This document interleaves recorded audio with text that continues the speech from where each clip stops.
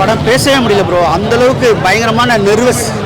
தமிழ் சினிமாவில் இப்படி ஒரு கதை இருந்திருக்குதா, இப்படி ஒரு சம்பவம் நடந்திருக்கான்னு நினைக்கும் போது அப்படியே கீரைக்கோலையெல்லாம் கொதிக்குது. அந்தளவுக்கு பயங்கரமான படத்தை எடுத்து வச்சுருக்கானுங்க. 2024 செம்மைய ஒரு பிகினிங். எது பராசக்தி அந்தளவுக்கு சூப்பராக பண்ணியிருக்காங்க.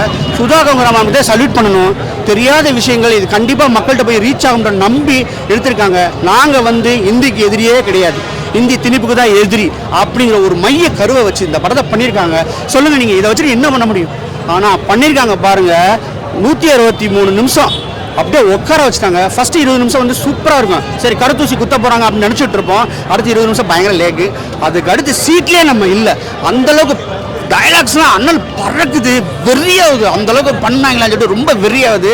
சென்சார் போர்டை வந்து ரொம்ப மதிக்கணும். ஏன்னா கரெக்டான இடத்துல மூட்டை போட்டிருக்காங்க. நம்ம அப்படி எந்திரிப்போம் பாருங்க, கத்திக்கிட்டு டப்புன்னு வாய்ஸ் மூட் ஆகும். அப்பயே தெரிஞ்சிச்சு சரி கரெக்டாக பண்ணியிருக்கானுங்கன்னு சொல்லிட்டு.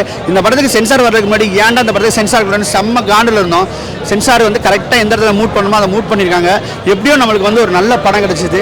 106 வருஷம் தமிழ் சினிமாவில் வந்து இந்த படம் டாப் 10 வரிசையில் வந்து இது போய் சேர்ந்துடும். இது ஒரு கல்ட் கிளாசிக் மூவி தான். 10 வயசு பிள்ளைக்கும் பிடிக்கும். அவன் 10 வயசு பிள்ளை 25 வயசு ஆகும்போது இந்த படம் பார்ப்பான், இந்த படம் புரியும். அந்தளவு ஒரு அற்புதமான படத்தை எடுத்து வச்சிருக்காங்க. செருப்பால அடிக்கணும் போல இருக்கு அந்த கேரக்டரை பார்த்தா. ஏன்னா அந்த அளவுக்கு வந்து பயங்கரமான வில்லன். தனிவரனுக்கு அடுத்து அவருடைய கேரியர் பெஸ்ட் இது.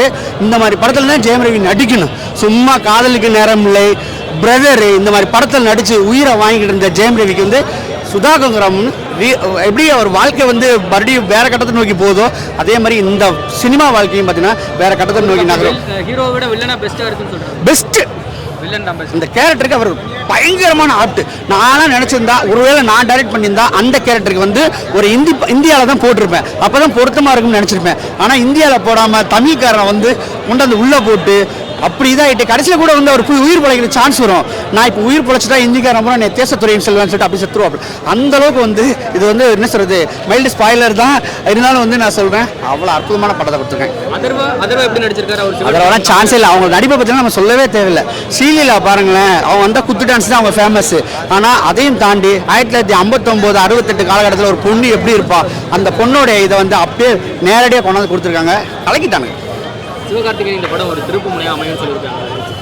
அமரன் படத்தை எப்படி நம்ம ரசித்தோமோ அதை விட ஒரு படி மேலே தான் நம்ம பராசக்தியை ரசிக்கலாம். ஏன்னா அமரன் படம் வந்து ரியல் இன்சிடெண்ட்டாக நம்ம பண்ணியிருப்பாங்க.